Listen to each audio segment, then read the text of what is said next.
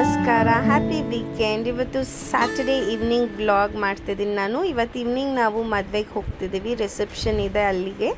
ಹಾಗಾಗಿ ವ್ಲಾಗ್ ಮಾಡ್ತೀನಿ. ರೆಡಿ ಆಗೋಕ್ಕೂ ಮುಂಚೆ ಎಲ್ಲ ಎತ್ತಿಟ್ಕೊಂಡು ಬಿಡ್ತೀನಿ ನಾನು, ಸ್ಯಾರಿ ಬ್ಲೌಸ್ ಏನೇನು ಬೇಕಾಗುತ್ತೆ ಎಲ್ಲನೂ. ಸೊ ರೆಡಿ ಆಗೋಕ್ಕೆ ಈಸಿ ಆಗುತ್ತೆ ಅಂತ, ಈ ವರ್ಕ್ ನಿಮಗೂ ಇಷ್ಟ ಆಗುತ್ತೆ ಅಂತ ತೋರಿಸ್ಕೊಡ್ತಿದ್ದೀನಿ.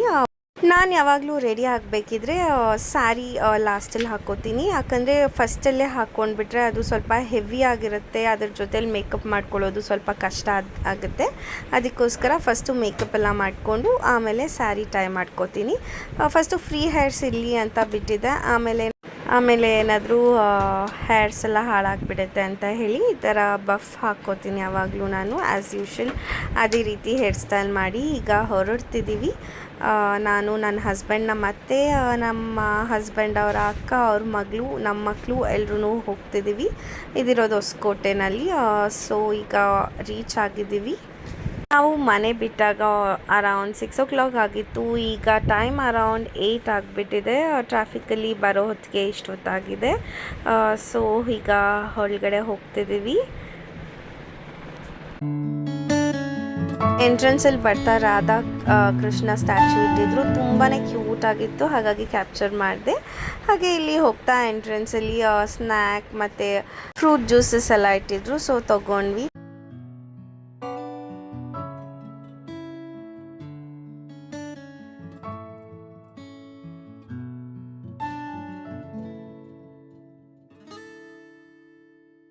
ಇಲ್ಲಿ ಗಣೇಶ ನೋಡ್ತಿರ್ಬೋದು, ಎಷ್ಟು ಕ್ಯೂಟಾಗಿದೆ. ಮ್ಯೂಸಿಕಲ್ ಇನ್ಸ್ಟ್ರೂಮೆಂಟ್ಸ್ ಇಟ್ಕೊಂಡು ಕೂತ್ಕೊಂಡಿರೋ ಹಾಗೆ ತುಂಬಾ ಚೆನ್ನಾಗಿದೆ ಇದು. ಮತ್ತು ಎಂಟ್ರೆನ್ಸಲ್ಲಿ ಅವ್ರ ಬ್ರದರ್, ಇವರು ಹರ್ಷಿತ್ ಅಂತ ಹೇಳಿ, ಇವ್ರ ವೈಫ್ ಅವ್ರ ಬ್ರದರ್ದೇ ಮದುವೆ ಇರೋದು ಇವತ್ತು. ಅಲ್ಲಿಗೆ ಬಂದಿರೋದು ನಾವೆಲ್ಲರೂ. ಫೋಟೋ ಬೂತ್ ತುಂಬಾ ಚೆನ್ನಾಗಿತ್ತು, ಹಾಗಾಗಿ ಇಲ್ಲಿ ಫೋಟೋಸ್ ಎಲ್ಲ ತೆಕ್ಕೊಂಡು ಮತ್ತೆ ಹೋದ್ವಿ.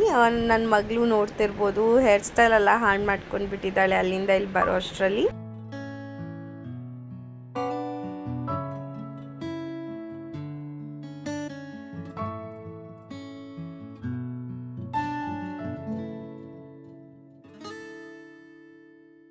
ಸ್ವಲ್ಪ ಹೊತ್ತು ಹಾಗೆ ಕೂತ್ಕೊಂಡಿದ್ವಿ. ಪ್ರೀ ವೆಡ್ಡಿಂಗ್ ವಿಡಿಯೋ ಶೂಟ್ ಮತ್ತು ಫೋಟೋಸ್ ಎಲ್ಲನೂ ಹಾಕ್ತಿದ್ರು ಸ್ಕ್ರೀನ್ ಮೇಲೆ, ಹಾಗಾಗಿ ನೋಡಿಕೊಂಡು ಚೆನ್ನಾಗಿ ಎಲ್ಲರೂ ಮಾತಾಡಿಸ್ಕೊಂಡು ಕೂತಿದ್ವಿ. ಮಕ್ಳಿಗಂತೂ ತುಂಬಾ ಖುಷಿ ಆಗ್ತಿತ್ತು, ತುಂಬ ದಿನದ ನಂತರ ಈ ರೀತಿ ಫಂಕ್ಷನ್ಗೆ ಕರ್ಕೊಂಡು ಬಂದಿರೋದು ಅವ್ರನ್ನ. ಹಾಗಾಗಿ ಅವ್ರಿಗೆ ತುಂಬಾ ಖುಷಿ ಆಯಿತು. ಸ್ಟೇಜ್ ಮೇಲೆ ಬಂದಿದ್ದೀವಿ ಗಂಡು ಹೆಣ್ಣಿಗೆ ವಿಶ್ ಮಾಡೋದಕ್ಕೆ. ಇವರು ನಮ್ಮ ಹಸ್ಬೆಂಡ್ ಅವ್ರ ಮಾಮ, ಚಿಕ್ಕ ಮಾಮ. ಅವ್ರಿಗೇನೋ ಕಾಮಿಡಿ ಮಾಡ್ಕೊಂಡಿದ್ದಾನೆ ನನ್ನ ಮಗ. ಸೊ ಇವರೆಲ್ಲ ನಮ್ಮ ಅತ್ತೆ ಮನೆ ಕಡೆಯವರು.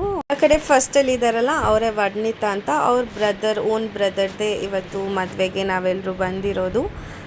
ಇಲ್ಲಿ ನಮ್ಮ ಅತ್ತೆ ಅವರ ದೊಡ್ಡ ಅಕ್ಕ ಬಂದಿದ್ದಾರೆ, ಅವರ ಇಡೀ ಫ್ಯಾಮಿಲಿ ಮೆಂಬರ್ಸ್ ಎಲ್ಲ ಇದ್ದಾರೆ.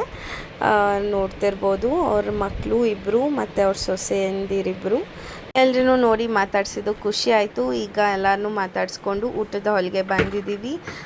ಸೊ ಈಗ ಊಟ ಎಲ್ಲನೂ ತುಂಬಾ ಚೆನ್ನಾಗಿತ್ತು.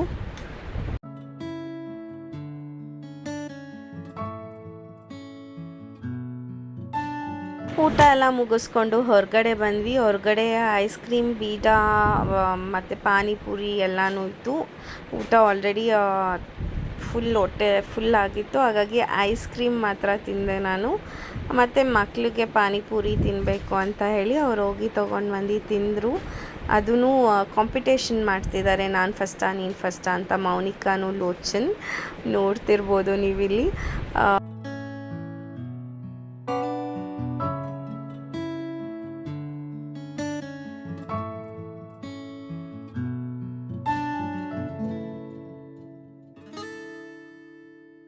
ಮುಗಿಸ್ಕೊಂಡು ಹೋಗುವಾಗ ನಮ್ಮ ಅತ್ತೆಯವ್ರು ಇನ್ನೊಬ್ಬರು ಅಕ್ಕ ಬಂದಿದ್ದಾರೆ ಇಲ್ಲಿ, ಅವ್ರನ್ನೂ ಮಾತಾಡಿಸ್ಕೊಂಡು ಹೊರಟ್ವಿ.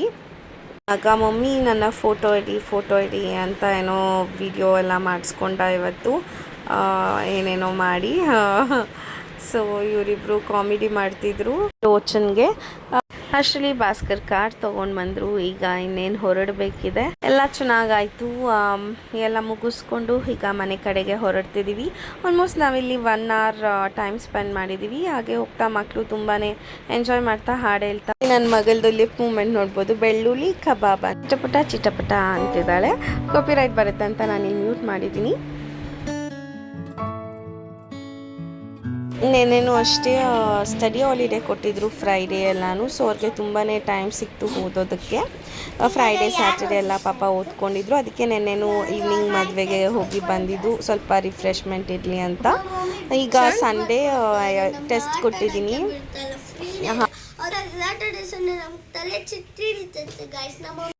ಇನ್ನು ಸಮ್ಮರ್ ಸ್ಟಾರ್ಟ್ ಆಗಿದೆ. ವಿಪರೀತ ಬಿಸಿಲು ಅಂದರೆ ಬಿಸಿಲು, ಮನೇಲಿನೂ ಇರೋಕ್ಕಾಗೋದಿಲ್ಲ, ಅಷ್ಟು ಬಿಸಿಲಿದೆ. ಹಾಗಾಗಿ ಐಸ್ ಕ್ರೀಮ್ ಅಂತ ಕರೆಕ್ಷನ್ ಮಾಡಿದೆ. ಲಂಚ್ಗೆ ಇವತ್ತು ಸ್ಪೆಷಲಾಗಿ ಲೆಗ್ ಪೀಸ್ ಫ್ರೈ ಮಾಡಿದ್ದೆ. ಅದನ್ನು ಹೇಗೆ ಮಾಡಿದೆ ಅಂತ ತೋರಿಸ್ಕೊಡ್ತಿದ್ದೀನಿ, ಬನ್ನಿ ನೋಡೋಣ. ಬಾಂಡಿ ಕಾದ ನಂತರ ಈಗ ನಾನು 2 ಟೇಬಲ್ ಸ್ಪೂನಷ್ಟು ಮೆಣಸು ಹಾಕ್ಕೊಂಡಿದ್ದೀನಿ, ಮೆಣಸು ಕಾಳು. ಈಗ 1 ಟೇಬಲ್ ಸ್ಪೂನಷ್ಟು ಜೀರಿಗೆ ಹಾಕ್ಕೊತಿದ್ದೀನಿ. ಈಗ ಇದನ್ನು ಚೆನ್ನಾಗಿ ಹುರ್ಕೋಬೇಕು. ಈಗ ಇದಕ್ಕೆ ಒಣಗಿದ ಮೆಣಸಿನ್ಕಾಯಿ 6ರಿಂದ 8 ಹಾಕ್ಕೊತಿದ್ದೀನಿ. ಇದನ್ನು ಅದ್ರ ಜೊತೆ ಚೆನ್ನಾಗಿ ಬೆರೆಸ್ಕೊಂಡು ಫ್ರೈ ಮಾಡ್ಕೋಬೇಕಾಗತ್ತೆ. ಇದನ್ನು ಈಗ ಆರಿಸ್ಬಿಟ್ಟು ಮಿಕ್ಸಿ ಜಾರ್ಗೆ ಹಾಕಿ ಗ್ರೈಂಡ್ ಮಾಡ್ಕೋಬೇಕಾಗತ್ತೆ. ಇದು ಚೆನ್ನಾಗಿ ಪೌಡರ್, ಈ ರೀತಿ ಪೌಡರ್ ಥರ ಆಗಿರಬೇಕು. ಈ ಕನ್ಸಿಸ್ಟೆನ್ಸಿನಲ್ಲಿ ಆಗಿದ ನಂತರ ಅದನ್ನು ಸೈಡಲ್ಲಿಟ್ಟು ಈಗ ಬಾಣಲಿಗೆ ಎಣ್ಣೆ ಹಾಕ್ಕೊಂಡು ಬೆಳ್ಳುಳ್ಳಿ ಹೆಸಲು 6ರಿಂದ 8 ಹಾಕ್ಕೊತಿದ್ದೀನಿ. ಹಸಿಮೆಣ್ಸಿನ್ಕಾಯಿ 1-2 ಹಾಕ್ಕೊಂಡಿದ್ದೀನಿ. ಸ್ವಲ್ಪ ಕರಿಬೇವು ಹಾಕ್ಕೊತಿದ್ದೀನಿ ಒಗ್ಗರಣೆಗೆ. ಒಂದು ದೊಡ್ಡ ಈರುಳ್ಳಿ ತೊಗೊಂಡಿದ್ದೀನಿ, ಅದನ್ನು ಉದ್ದುದ್ದಾಗಿ ಕಟ್ ಮಾಡಿ ಹಾಕ್ಕೊತಿದ್ದೀನಿ. ಈಗ ಇದನ್ನು ಚೆನ್ನಾಗಿ ಫ್ರೈ ಮಾಡ್ಕೋಬೇಕು, ಗೋಲ್ಡನ್ ಬ್ರೌನ್ ಆಗೋವರೆಗೂ. ಈಗ ಈರುಳ್ಳಿ ಎಲ್ಲ ಗೋಲ್ಡನ್ ಬ್ರೌನ್ ಆಗಿದೆ. ಈಗ ಸಿಮ್ಗಿಟ್ಟು ಚಿಕನ್ ಲೆಗ್ ಪೀಸಸ್ನ ಈ ರೀತಿ ಕಟ್ ಮಾಡ್ಕೊಂಡಿದ್ದೀನಿ. ಈಗ ಅದನ್ನೆಲ್ಲನೂ ಅದಕ್ಕೆ ಹಾಕಿ ಬೆರೆಸ್ಕೋಬೇಕಾಗತ್ತೆ. ಅರ್ಧ ಟೇಬಲ್ ಸ್ಪೂನ್ ಅರಿಶಿನ, 1 table spoon ginger garlic paste, ಹಾಗೆ ರುಚಿಗೆ ತಕ್ಕಷ್ಟು ಉಪ್ಪು ಹಾಕ್ಕೊತಿದ್ದೀನಿ. ಇದನ್ನೆಲ್ಲ ಚೆನ್ನಾಗಿ ಬೆರೆಸ್ಕೊಂಡು ಫ್ರೈ ಮಾಡ್ಕೋಬೇಕು. ಈಗ 1 ಗ್ಲಾಸಷ್ಟು ನೀರು ಹಾಕ್ತಿದ್ದೀನಿ. ಚಿಕನ್ ಲೆಗ್ ಪೀಸಸ್ ಬೇಯಬೇಕಲ್ವ, ಅದಕ್ಕೋಸ್ಕರ.